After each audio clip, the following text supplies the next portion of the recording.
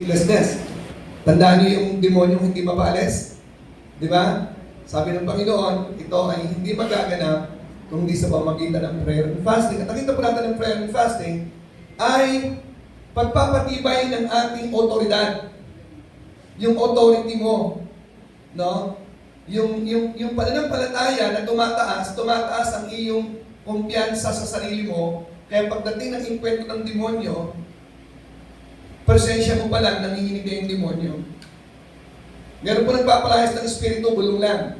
Meron pong gumagano lang, kumakaway lang, lalayas ng espiritu. May kilala kong pastor na gano'n. Okay? So yun po ay gawa ng prayer and fasting. Wow. No? Hindi ko po ay i-exaggerate, gano'n po ang nagagawa ng prayer and fasting. And then last time po, bago si Joky nag-preach po ako tungkol doon sa prayer and fasting po is against prayer and fasting, against worldliness. So yun po yung topic ng last time. At pag-iisahin ko po yung aking third point ngayon, prayer and fasting. Ang prayer and fasting is a precaution or prevention against self-willfulness. Okay, so pag-iisahin ko po, pero focus po tayo sa tinatawag nating worldliness. Ano po ba yung worldliness? Okay, tingnan po natin ang ating main text. 1 John chapter 2 verse 15 to 16.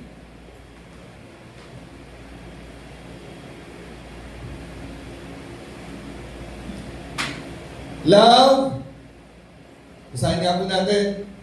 Love not the world, neither the things that are in the world. If any man love the world, the love of the Father is not in him.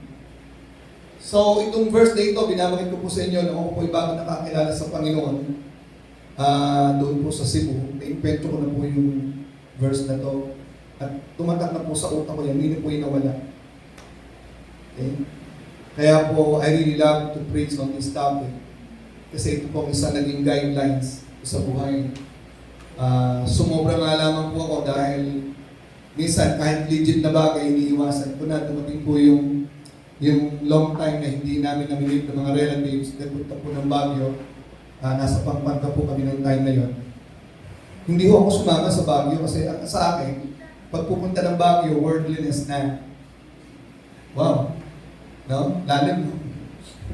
Ayaw ko maglibang, ayaw ko maging masaya sa mundo. Kasi para sa akin, maging masaya ka sa mundo, worldliness na.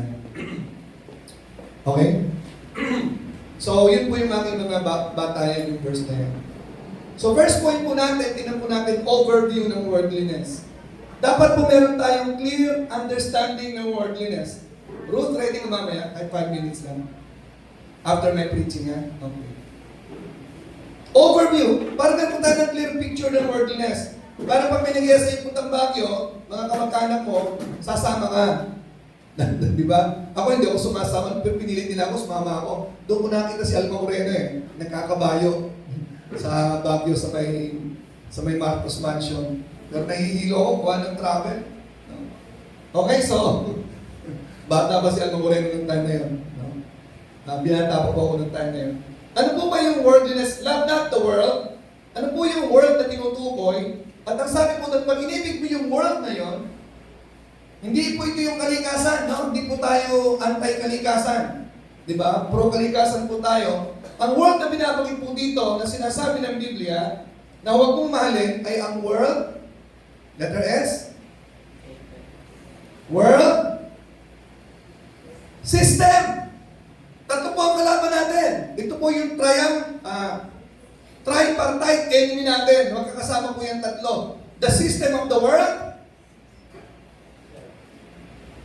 Satan, and the self. Kaya nga pinagsama ko prayer and fasting is a precaution, okay, against willfulness. So tatlo po yung magkakasama.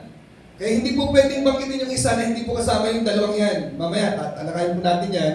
Okay. So pag sinabi natin love not the world, it's not the world that God created. It's the system. Okay? Yung sistemang nagpapaikot sa buhay ng tao. Araw-araw, 24/7, ang mundo ay umiikot sa sistema. Okay? Neither the things that are in the world. So yung pong the world, the things that are in the world, hindi po yung bundok, flowers, at ocean, at rivers. The things that are in the world, yung world system, okay? Ating i-describe pa mamaya sa verse 16. Bago mamaya sa verse 16, if any man love the world, pag inibig natin ang sistema ng sanglibutan, ang pag-ibig niya sa Ama ay wala sa Kanya. Ibig sabihin po, binanggit ko last time, by the way, sa first Sunday, ako po ay mag-officiate ng Lord's Supper. Morning, wala ako dito, sa hapon po ako nandito. Dahil meron pong church na ako po ay mag-officiate ng Lord's Supper. Di-introduce po natin ang sistema ng Lord's Supper, might influence them. Ang isang objective po ng Lord's Supper, kaya ang Lord's Supper po ay meron, dahil alam ng Panginoon siya iaalis. At pag-alis niya, alam ng Panginoon na ang tao sa mundo ay nag-iiwanan ng kanyang mga mananampalataya ay nasa mundo. At ano nga ang kanibal ng Diyos? Number 1. Ano ang kanibal ng Diyos pag-alis niya? Ano yung kalaban ng Diyos? Sa pag-ibig, ano yung kalaban ng Panginoon? Indirectly, yes, Satan, pero world. Kaya nakita niyo, love not, hindi sinabing love not Satan. Okay? Love not the world. If you love the world, your love is no more in God, but in the world. We cannot serve two masters. Hello, walang neutral sa Christianity. Banal ako Sunday, hindi sa all the week. Or banal ako ng 3 araw, o lamang ang 4 na araw. 3 araw, hindi. Walang neutral. Walang secularism sa Panginoon. It's either you're worldly, or you are godly or lordly. Okay? If any man love the world, the love of the Father is not in him. Now check, nasa ng pag-ibig mo ngayon? Inaasahan mo na sa Diyos, kaya ka nandito. At wala sa sanglibutan. So ating bigyan ng overview ang sanglibutan. Okay? Sinabi ng Bible, ulitin ko, you cannot love two masters. It's either you love the one and you hate the other. Hindi sinabi ng Panginoon, pwedeng kita ka muna habang hindi ka nagdi-design. Galit ang Panginoon sa nasa gitna. Okay? It's either you are spiritual, it's either you are godly or not. Amen? So let us have a check, heart check, heart check. Asan po ang pag-ibig natin ngayon? At mamaya, malalaman po natin lalo ng higit kung asan nga ba ang puso mo. Okay? Number 1 point, the overview of worldliness. Overview. Okay? Worldliness ang topic natin. Tingnan natin ang overview ng worldliness. Okay? Ang worldliness po ay describe po yan sa verse 16. Dali natin sa verse 16. For all that is in the world, for all, lahat ng nasa mundo, na nagpapagana ng sistema ng mundo kung bakit meron tayong ganyan. Lust of the flesh, pita ng laman, i-describe po natin mamaya. The lust of the eyes and the pride of life is not of the Father, but is of the world. So ating pong bigyan ng clarification yung lust of the flesh, the lust of the eyes, and the pride of life. Okay? Lust ay pita, o masamang pita, hindi naman kinakailangan lagyan ng masamang pita, kundi pita. Pag pita itself is L-U-S-T, lust, ito po ay design ng isang tao na hindi maka-Diyos, kundi makalaman. Pita ng laman. Magkasama po ang pita ng laman, halos ang magkadugtong po dyan ay ang pita ng mata. Okay? So, maintindihan po natin ang lubusan ni mamaya. Kasi pag nakita mo, nakikreate siya ng lust of the flesh. Okay, normally ha? Okay. And then the pride of life, magkakasama po yan, ito po yung kapalaluan. Or ang kapalaluan, hindi po yung lagi ka nagyayabang. It's an attitude of the heart. No? Yung nagpapa-impress ka. Yan yun eh. Okay? So marami pong word na ginagamit sa Bible na related po doon sa lust, sa pride of life. At mamaya makita po natin. Okay? So tingnan po natin muna yung tatlong bagay na ito, lust of the flesh, para malaman po natin mamaya kung tayo pag-aay nasa mundo. Lust of the eyes and the pride of life.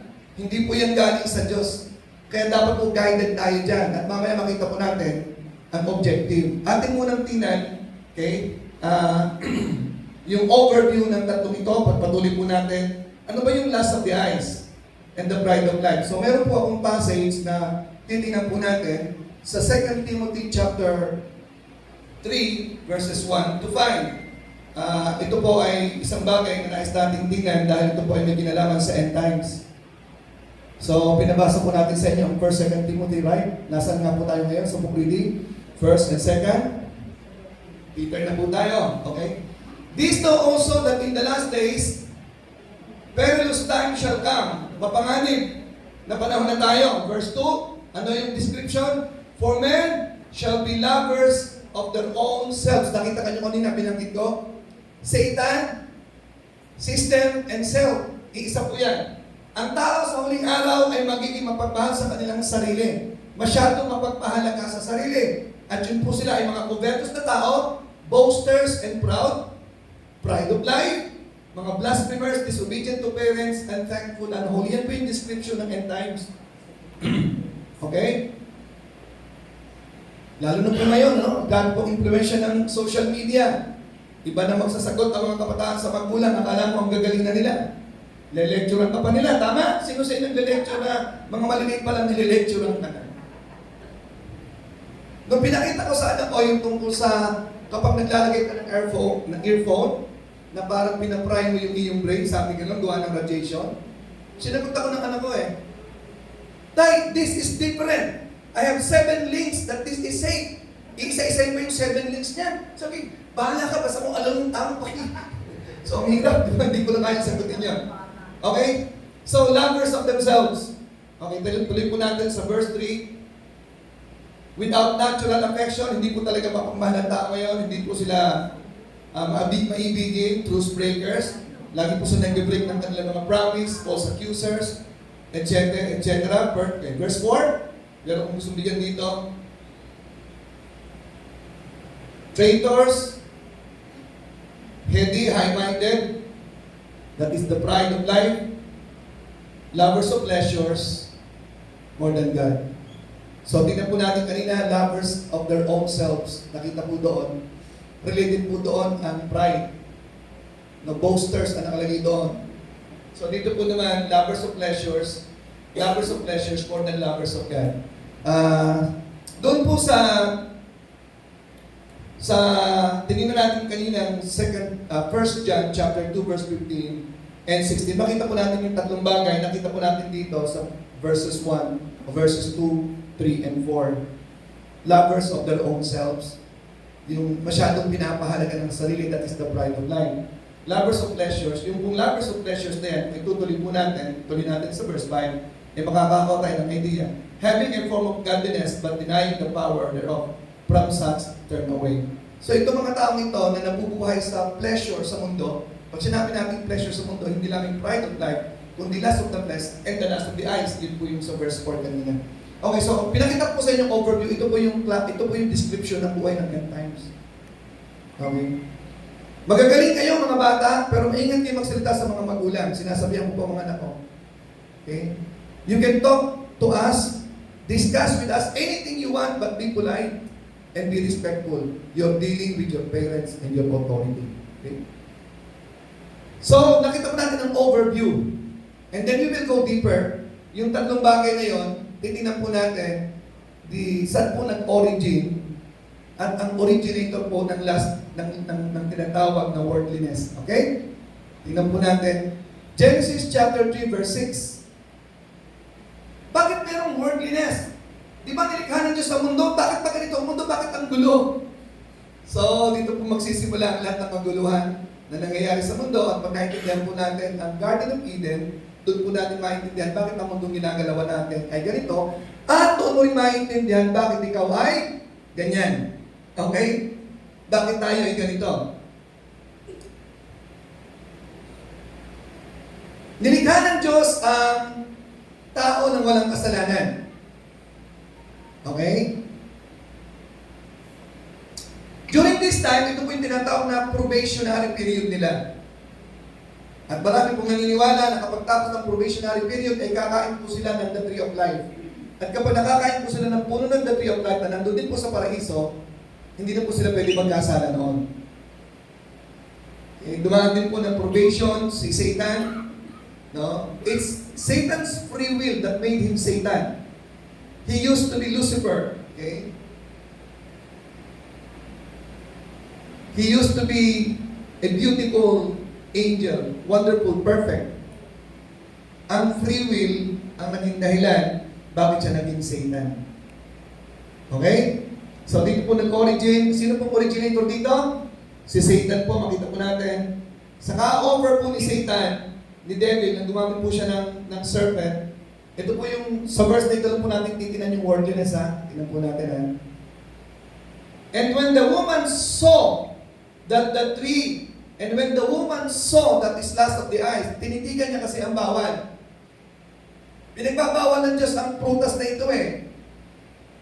Okay, so maraming naniniwala na yan ay mansanas, di ba? Alam natin, bagamat walang nakalagay sa Biblia, and the woman saw, nakita niya, lust of the eyes.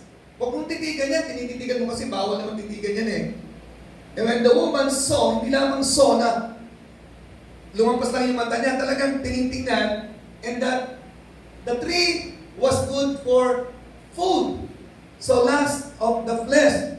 So, parang pumasok na sa sistema ng kanyang katawan. Wow, parang ang sarap talaga niyan. No? Ang ganda, ang sarap. At pagkatapos, ang sabi dito, and it was pleasant to the eyes. Di ba? And then, nasa ng pride of life. And the tree to be desired to make one wise. So, nakumpleto ba yung tatlo? Pleasant to the eyes. Okay. Good for food. And you will become wise. Okay. At ang sabi po doon sa verse 5, tingnan po natin.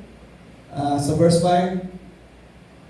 For God doth know that in the day ye eat thereof, then your eyes shall be opened, and ye shall be as gods, knowing good and evil. Magiging Diyos din kayo. Magiging wise kayo katulad ng Diyos. Okay? At pagkatapos, ay verse 7, kinain nila yung prutas na yun. So, dyan po nagsimula po ang world system. Okay? So, tingnan po natin ang world system. So, nakita po natin dito yung tatlo sa verse 6, di ba? No? Okay. Tingnan po natin sa Matthew chapter 4 verses 1 to 11 ang kwento.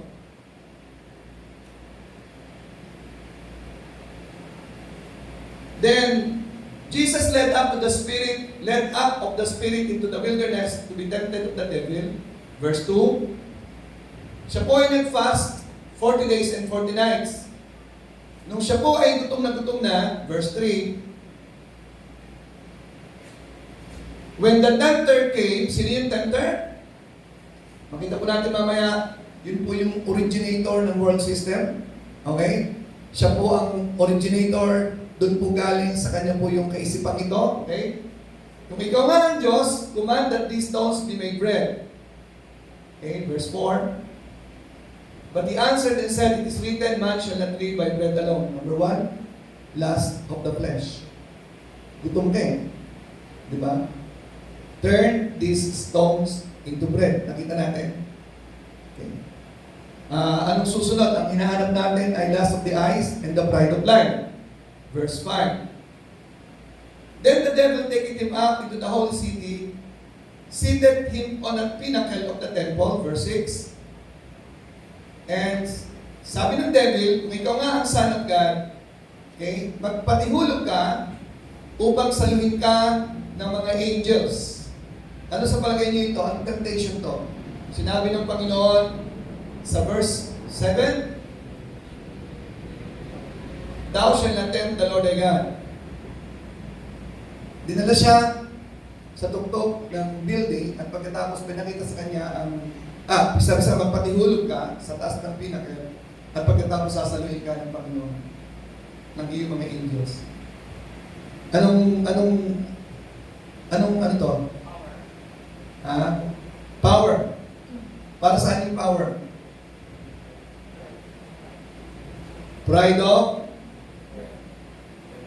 life. Di ba? Power. Okay. Pangatlo, tingnan natin, wala na tayong choice. Pangatlo na to. Verse 8. Again, the devil taking him up into an exceeding high mountain. Dinala sa bundok naman. Siguro sa Mount Everest, no? Okay. At pagkatapos ay ipinakita ang kingdoms of the world and the glory of them. Pinakita ang kingdom of the world and the glory of them. Ipinakita. Alin yun sa tatlo? Last of? Eyes. Last of the eyes. So nakita natin, yun din yung ginamit niya kay Jesus Christ na temptation. Yun din yung ginamit niya kay Eve na temptation. So nakita po natin from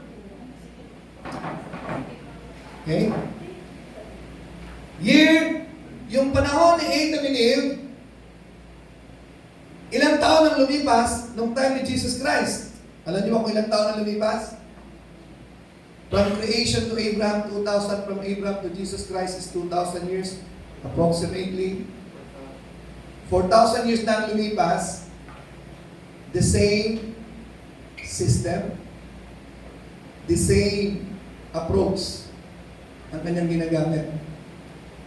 At hanggang ngayon sa ating kapanahunan, around 6,000 years ago, hindi nagbabago ang kulay ng sistema ni Satanas. Okay?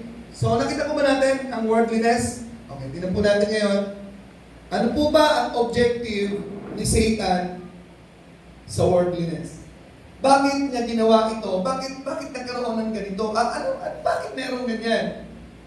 Sino nakakatanda ng preaching ko one time about this? Anong pinaka-goal ni Satan sa life niya?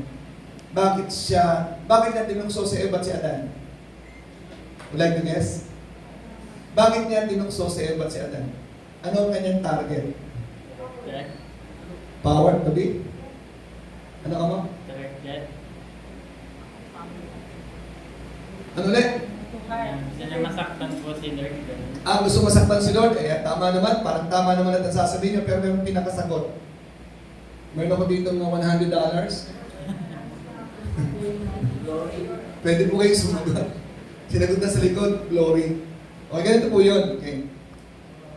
Alam po natin ang kwento na si Satan, nag-attempt siyang umakyat sa trono ng Diyos. Okay?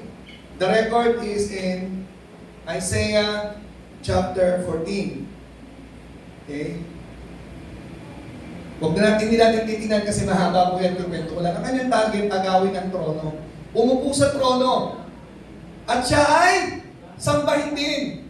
Luwalhatiin din ang lahat ng mga anghel na nilikha ng Diyos. Pero hindi naman po pwede, hindi siya umobra, kaya siya po ay tiniwalag ng Panginoon. Pinalayas siya sa kalangitan. Okay? So frustrated siya.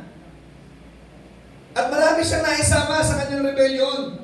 Kaya maraming mga demons. Ang demons, ang tawag dito mga cohorts na tinatawag.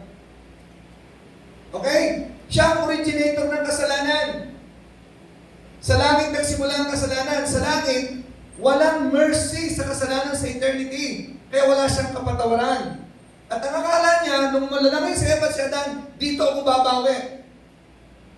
Dadamay ko sila at dito ko tutuparin ang aking layunin na ako ay sambahin. So yan po yung kanyang pinaka-objective para siya'y masamba, para siya'y sumakanya ang kapurihan, ang pagsamba ng mga tao sumakanya. Nagtagumpay siya o hindi? Nagtagumpay siya. Kaya siya ay tinatawag, 2 Corinthians 4:4, sige tingnan natin, He is the God of the world. Alam niyo po kung sinong God of the world? Sinong unang God of the world? Jesus. Hindi. Si Adam ang unang God of the world. Nasa kanya ibinigay ang dominion. Okay? Sabi niya, dito magtatagumpay. Hindi ko nakuha kay God, the Father. Kukunin ko dyan sa God sa mundo. Dito siya nagtagumpay, kaya nilipat sa kanya ang crown to be the God of the world. In 2 Corinthians 4:4, Satan is known to be the God of the world. Hey, good news Christians! For us Christians, Satan is not our God of the world. We are restored to the Adamic nature. The crown has been transferred to us again through Jesus Christ. Kaya si Satan takot na sa atin. Ang problema lang hindi mo alam, kaya takot ka pa rin sa kanya. Kaya nga ang demonyo sumusunod sa atin kasi ang demonyo alam na niya yun. Alam na niya yun eh. Diba? Kung alam mo rin, pero pag hindi mo alam, tatakutin ka niya. Dadayakin ka niya. Okay. So, anong objective? Ang kanyang gloria. Kaya si Satan ngayon is on the double kasi alam niya malapit niyang matapos ang kanyang gloria, magkakaroon siya ng final revolt sa Battle of Armageddon bago siya ilagay sa dagat-dagatang apoy for 1,000 years. Bottomless pit for 1,000 years. Nag-i-enjoy siya ngayon for the God of the world. Ang dami niyang napapasunod sa buong sanglibutan. But not us. Okay. Another objective, bakit namin pinag-aaralan ng worldliness? Another objective ni Satan. Para malubos-lubos ang kanyang glory.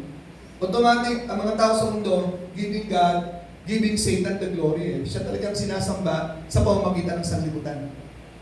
Kaya pag tayo mga mundo, okay, nasa trap ka niya. Nandun ka sa kanyang sistema, sa kanya ka.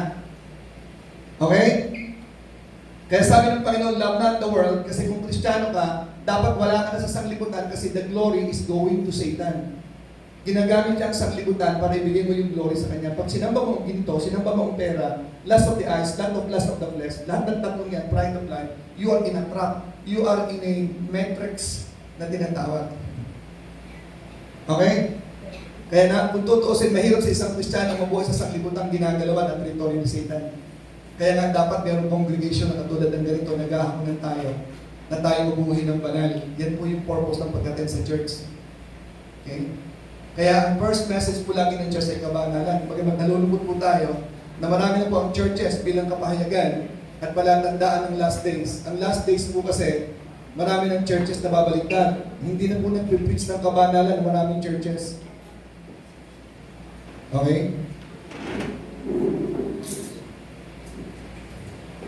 Okay.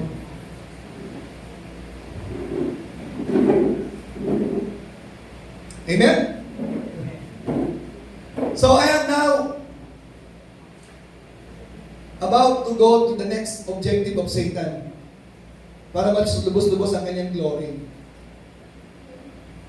Okay? Satan is glorified from those people who do not know God or who do not have a personal relationship with God. Satan is the automatic God of the people in the world without them even knowing it.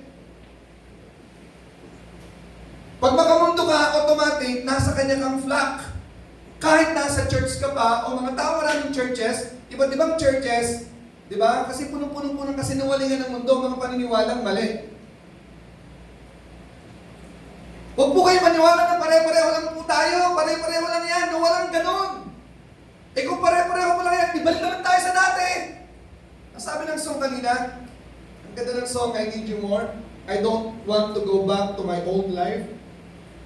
Kasi may old life tayong tinatawag eh. Okay? Anong sunod na layunin ni Satan? Wala siyang pakialam doon, uulitin ko, kanya na yun eh. Ang kanyang target, tayo. Mas malakas at mas matindi ang kanyang glory kapag ang anak ng Diyos ay nabibitag pa doon sa sanglibutan, sapagkat pag naging makasanglibutan ka, again, you're giving Satan the glory which you are to give God the glory. Walang neutral. Oh, ano yung walang neutral? Anong verse? Whatsoever you do, whether you eat or drink, yung simpleng bagay lang. Yumuko ka, sambahin mo ang Panginoon bago ka kumain. Sambahin mo ang Diyos sa lahat ng bagay. Lahat ng bagay ay pagsamba. The moment na merong umalis sa diwa ng pagsamba, you're going out and going into the world, being selfish, satanic, and trapped by the world system. The next point is 1 Peter 5:8.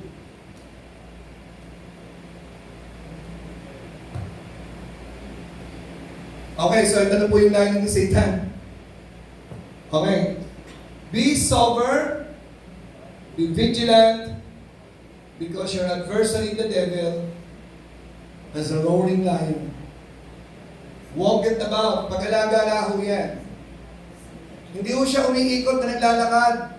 Ay, safe tayo, wala sa Satan dito kasi walketh about eh. Nasaan siya ngayon? Nandun siya ngayon sa Amerika. Ginugulo niya yung Amerika. Di ba? Ginugulo niya yung mga churches. Yan, may LGBTQ na. Di ba? O yan, may gay church sa Amerika. O yan, favor ng maraming Christian sa abortion sa Amerika. Di ba? O yan, may prosperity gospel na. Di ba? So, ang gulo na, di ba? So, wala doon si Satan, wala dito, nandun niya sa Amerika, pero hindi po. Siya po ay kumpleto po sa network na tinutukoy. Kumpleto po ng CCTV ang buong mundo kay Satan. Hindi siya omniscient, pero kumpleto po siya ng lahat ng galamay na nakikita niya ang galaw sa mundo ng mga tao. Mas modernized pa yan. Okay? Anong ang kanyang goal? Naghahanap ng whom he may devour. Parang leon na naghahanap ng lalamunin. Parang ang picture ni Peter dito, parang ang bagsik pala, no? Si Satan pala ay parang leon umuungal tapos naghahanap ng sasakmalin. Ano yung ibig sabihin ng pagsakmal ni Satan sa mananampalataya? Kaya nga sabi niyan, be sober, be vigilant. Be prayerful. Always have prayer and fasting. Why? Kasi may kaaway eh. Anong ibig sabihin kapag ikaw ay na-devour na? Natrap ka na sa sanglibutan. Naging selfish ka na. Yun ang way ni Satan. Sumasamba ka sa Diyos, naglilingkod ka in your own term. Akala mo lang okay ka. Sumisimba ka naman, lagi. Pero hindi ka naman committed. Wala pong neutral. Committed o hindi. Wala pong half-hearted. Partial disobedience. Still disobedience in the eyes of God. There is no neutral. That is a deception in a life from Satan. You are to be committed or not committed lang. Dalawa lang yan. Amen? Are you with me? Ang nangangalambot po ang church ngayon ay para baga pampagaan lang ng kalooban. Total, nagsisimba naman ako, pastor eh. Saan ka nagsisimba? Sa online. Di ba? At least walang offering doon sa online. Hindi ko yun ang kalooban ng Panginoon. Again, I warn you, don't serve God in your own term. That is selflessness out of your convenience. God left heaven and did all the sacrifices just to save you. At walang bagay na hindi mo dapat gagawin. At wala yung mahihirapan ka kasi hindi mo kayang gawin. Christ did it to you. Okay? Pag sinabing devoured ka na ng Satan, nandun ka na sa trap na nakuha ka na niyan. Nasa mundo ka na. At hindi ka na talaga dedicated sa Panginoon. Yung dalawang bagay po ang meron dapat ang isang Kristiyano. Tandaan nyo to. Dapat may church ka kung saan ka committed. Hanap ka. Hindi pwede yung kung saan mo gusto lang. Pangalawa, may pastor kang pinagpapasakupan. Alam mo bakit? Kung ang Diyos nga, hindi mo nakikita eh, di ba? Kung ang tao nga, hindi mo kaya magpasakupan yung pastor, Diyos pa kaya? Naglagay ang Panginoon ng church at ng pastor para doon tayo magsama-sama na magpuri sa Panginoon at magpakabalan tayo pare-pareho. Amen? So, yun po yung kalooban ng Panginoon. So, kumusta po tayo? Okay, so I will deal more on about worldliness next time. Pero ngayon po, akin po munang tatanungin pa, paano po ako makakaiwas sa worldliness? So doon po tayo, dahil may time zone usap, okay? May magte-testimony tayo mamaya, napakita naman yung ikikwento. Dapat last time, I gave way to the topic of Joki last time about legal ground. Okay, napakahalaga po na mamayang hapon, I'll mention about that. Okay, legal ground. Okay. Paano ko makakaiwas doon sa pagbibigay ng kalwalatian kay Satan? Paano ko makakaiwas doon sa worldliness? Kasi ito po yung kanibal ng Diyos eh. Kaya tayo may Lord's Supper kasi alam ng Diyos na kapag siya umalis, ang tao nasa mundo at doon tayo exposed at madali po tayong malinlang. Okay, huwag niyo pong kakalimutan ng statement na ito na madalas ko nang narinig, binata pa ako. Ang sabi doon, umiwas ka sa kasalanan. Ang tao, pag na-expose sa kasalanan, Kahit nagpapakabanal ka, lagi kang pumupunta sa mga lugar na makasalanan, kasama mo ang mga tao makasalanan, magiging makasalanan ka rin. Ang statement ganito, ang kahoy kahit basa, pag sa apoy nadaral, nagliliyab din. Okay? So yun po yan. So, paano po may iwasan ang worldliness? Paano ko malalaman hindi ako worldly? Sa totoo lang po, ang worldliness is not more an activity. It is the activity of the heart. Nasa heart po yan eh.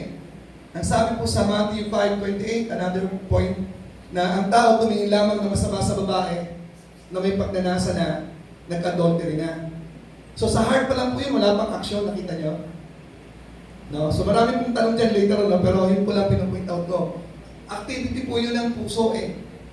Committed adultery in his heart. Wala namang ginagawang adultery in action, di ba? That is in Matthew 5:28. So, paano po natin may iwasan to? Ang issue is the issue of the heart. Okay? Lagi pong sa puso po ang pinag-uusapan. Bago po natin gawin, nanggaling po yan sa puso, dinisar na po natin yan. Okay? So ngayon, ay para po maiwasan po natin ang worldliness, ito po ay introductory topic natin kasi ito po ay napakaseryosong bagay. Kasi pag worldly ka, hindi ka banal. Ito po ang message ng mga churches, ng mga nagpapakabanal, kasi malapit ang dumating si Jesus at ang gusto niya, kukunin niya ang talagang kanya at binabanal niya yan kasi papakasalan niya yan sa langit. Kaya sabi po sa Revelation, ang mga banal magpapakabanal sa huling araw, ang mga masama magpapakasama. Amen? So yun po yun, kasi nga, pagdakit niya po yan, meron pong kasalang mangyayari sa heaven. Ang tawag po sa atin ng Christians ay bride of Christ. Tayo po ay bride. Okay? So kaya, nalalapit na po ang kanyang pagdakit sa atin, excited po si Jesus na muling tayo. Ang tanong, excited ba kayo? Huwag muna kasi wala pa kami nag-aasawa eh, no? Huwag muna kasi yung business ko, ngayon palang sumisikat eh. Huwag muna kasi ang dami ko gustong puntahan eh. Huwag muna. Pagkaya ng mentality mo, nasa mundo ka pa. Kasi ang totoong Kristiyano, excited na makita si Jesus Christ. No? Sabi po ni Paul, ang aking katawan ay talagang umiiyak, groaning. Gusto kong umalis na dito sa katawang ito, ang daming struggles, oh! Diba? Okay. Kaya ang Kristiyano po sabi ni Paul, I want to go to Jesus which is far better. Sabi na ako makita ang aking lover, the lover of my soul. Do you have that kind of heart, feeling? So kung hindi po, ating pong isayos ang ating puso. Okay, madami pong bagay na gusto kong sabihin tungkol dyan, but for the meantime, gusto ko po kayong bigyan ng idea. Bakit po nagtatribe si Satan at ang world system sa tao? Ang susi po talaga, okay, ang susi po talaga, ay nandito sa verse na to. Wow, okay. Matthew 16:24. Simulan po natin sa verse 21. Ito po yung napakahalagang topic na gustong-gusto kong tinatopic din po.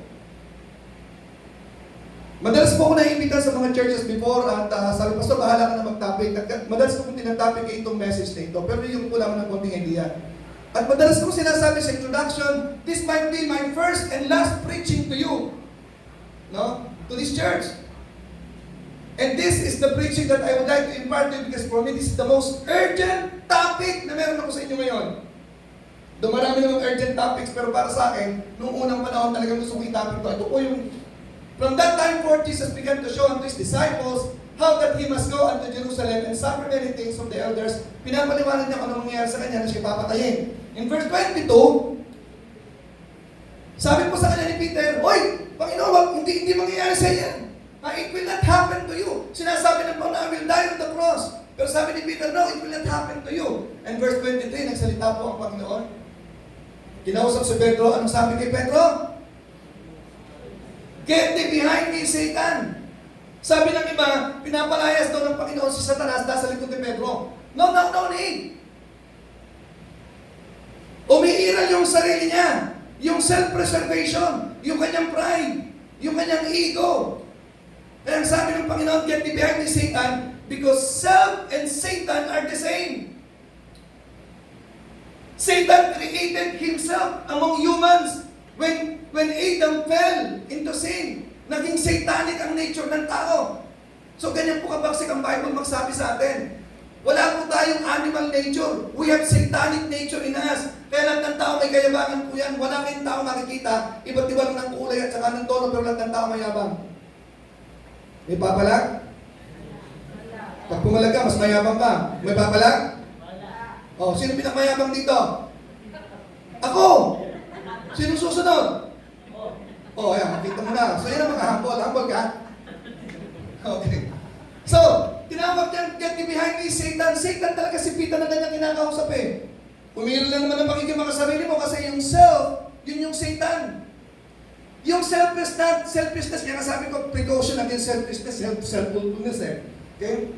Get behind me, Satan. Bakit? Sino ba si Satan? Sino ka ba? Thou art an offense unto me. Hinahadlangan mo ang plano ko, Peter eh. Ang tagal kong hinintay, bababa ako sa lupa. Ngayon nandito na ako, sasabihin ko, hindi ako mamamatay. Eh, plano ko yan before the world began. Nakuha niyo? Nakuha niyo? Okay. Anong sabi sa sarili niya?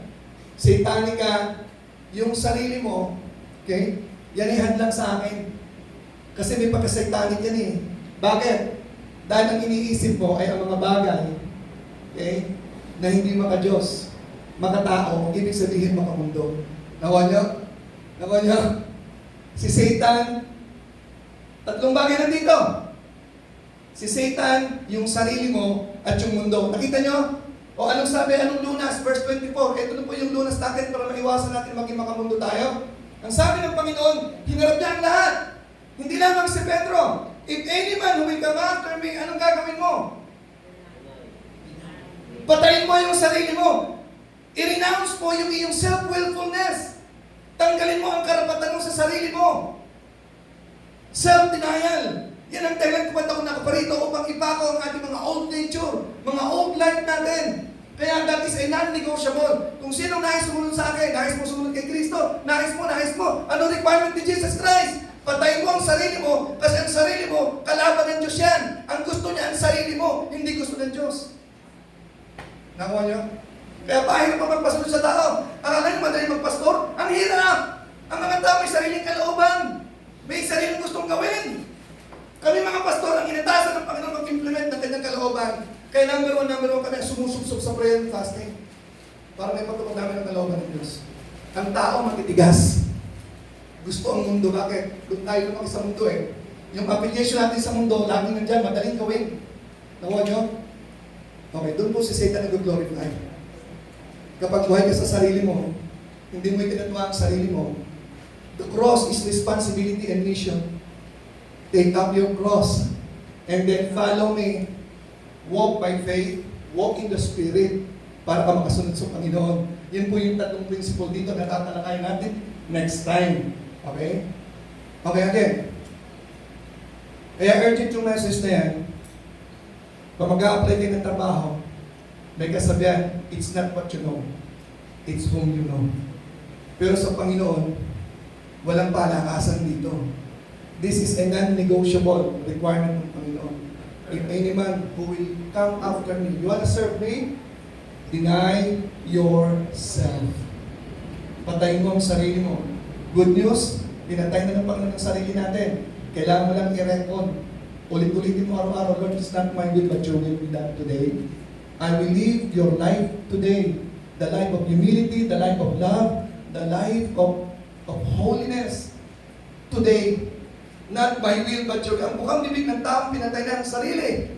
Ay, ang bukang bibig, Lord, it's not my will, but your will. At pag meron kayong gagawin, ang tanong, Lord, anong will mo? It's not my will, it's not about me, it's about your will. Pag hindi ka na mga bukang bibig mo, agad ng patagos-tagos, doon tayo nagkakabukol-bukol sa buhay natin. Kasi wala tayong, Lord, kalooban mo ba ito? Di ba? Minsan nag-aagaw po yan. Paano naman yun? Paano naman sasabihin nila sa akin kapag ginawa ko to? Pride of life. Paano ba ang sarap kaya ininto? Bawal ka sabi ng doktor, ang sarap kaya niyan. Di ba? Lagi po may battle of the will every day. Ang gusto ng Panginoon araw-araw, sinusuko mo yung buhay mo sa Diyos, take up your cross and follow Him every day. Amen? Okay, so bago po tayo mag-close sa prayer, tawagan ko po si Ruth. Hindi ko dala yung nandun siguro sa Baguro, talika Ruth. So si Ruth po ay pang second time na umating ngayon dito, simula nung siya nawala. At siya po yung magbibigay ng maikling patotoo, bakit siya bumalik sa Lord. You know, nagsimula po siya, dati maliit pa siya. Bagamat maliit pa rin siya ngayon, pero lumaki-laki naman. Okay. Ruth, ilang taon ka na magsimula ka sa church? 30 din taon na ngayon, 40. 10 years ago! 10 years ago siya na magsimula sa atin. Okay? So, alam niyo po nangyari sa atin, no? Nag-expand po tayo ng church natin. So, yung akin pong focus, wala po masyado dito sa Taguig. Napunta po kasi ako ng Limos, no? So, matagal tayo hindi nakita. Nung bumalik ako dito, bumabalik ka na rin, tapos nawala ka ulit. Pakinggan natin ang kanyang testimony, bakit siya bumalik sa Lord. So, nandito po si Andre, ang kanyang pong husband, that they will be formally wedded, no? Here in our congregation one day. Okay. Good morning po.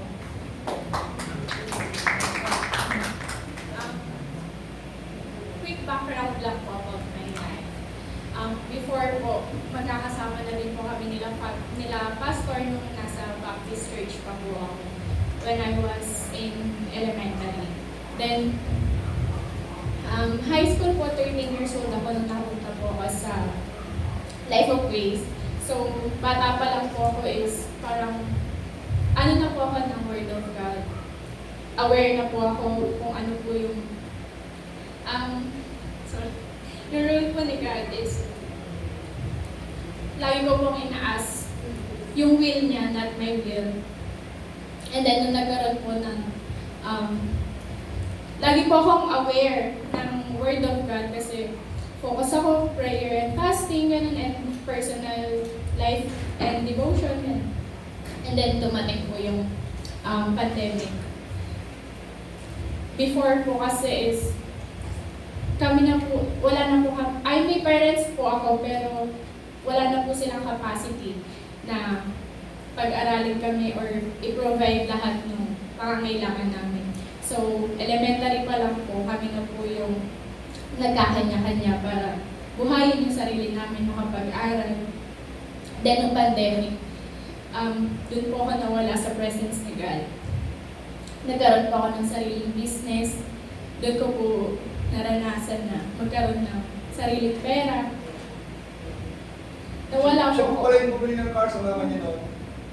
Sa kanya pala galing yung car sa mama. So, nawala po ako sa presence ni God that time. Doon na po ako sinakmal ni Satan. Tulad na po sa verse na roaring lion. Doon niyo po ako inabangan. And then, nagkaroon po ako ng business na nakapag-aaral po ako, pinag-aaral ko po yung sarili ko. Sabi ko, Lord, before, ang tagal nung mga pinag-pray ko sa'yo. This time, ako na lang gagawa. Ako na lang kikilos. Hindi ko na ihingiin yung permission mo. Ako na lang. So that time po, naging college. Nag-work, kumikita ng pera. Yung pride sa sarili ko. Yung ego ko na napoprovide ko yung pangangailangan ng mama ko. Kabilan ko siya ng pangarap kong sasakyan.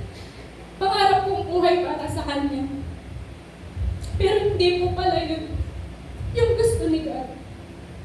That time, college life, they gave me, sama ka. Hindi ko naman po yun nagagawa before kasi aware ako sa presence ni God. Naging tao ko dun. Naging ignorante ako sa mga bagay sa mundo. Na ginawa ko, trinite ko, na Lord, wala namang mawawala, isang araw lang, isang shot lang to. Titikman ko lang, di ko pa naman to natitikman. Hanggang sa, wala na. Nasasama na nila ako. Nahirapan na akong bumalik. Hanggang sa nag-i-enjoy na ako sa mundo. Nag-drugs ka ba? Hindi. Hindi. Nag-enjoy na ako sa mundo. Lahat nung hindi ko naranasan before, ginawa ko. Dahil ignorante nga ako. Kasi ever since naging aware at naging nasa presence ako ni God, kala ko doon masaya. Ayun yung hinahanap ng sarili ko. Tapos, may time na gusto na akong ibalik ni God sa presence niya. Lahat ng pinaghirapan ko in just 3 years, 4 years, inuha niya sa akin ng isang iglap-lap. Nasunugan kami. Yung pangarap kong buhay sa mama ko nawala. Yung pinundar kong sa sasakyan, pinenta namin para ipagpagawa yung bahay, pangpagamot sa mama ko. Lahat as in zero. Sabi ko, Lord, ganun kabilis. Ganun mo. Kabilis tinanggal lahat sa akin. Doon ko naramdaman na para ako kay Lord. Gusto niya bumalik ako sa Kanya. And there was a time na I thought the joy of this world were enough. I chased every moment, people, and things that gave me temporary happiness. For a while, I felt good. But deep down, I was still empty. I smiled, but I was tried. But I laughed, but I was restless. I filled my life with everything, except the one who could truly satisfy me. But even those moments of wandering, God never left me, not once. Even when I could not feel Him, He was there, watching over me, protecting me, patiently waiting for me to come back. He allowed me to go through all these things, not to break me, but to bring me back. He allowed me to experience the emptiness of the world, so I could truly recognize the fulfillment of His love. Now, I understand. The temporary joy of this world is nothing compared to the eternal joy found in Christ. Amen. I was only when I surrendered everything, my plans, my pride, my pain, and that I began truly live. I learned that the greatest peace comes not from getting what I want, but from trusting the one who knows exactly what I need. I am not perfect. I failed, but God's grace never ran out on me. I surrender everything, my past, my pain, my dreams, and embrace me with open arms. What the enemy meant for harm, God used me for His glory. So today, I stand not as someone who had it all together, but as someone saved by grace. I redeemed, restored, and renewed because I choose to surrender it all to God. Thank you. Redeemed and restored. Amen. So, uli ng Panginoon tayong lahat ay tumayo for the last song.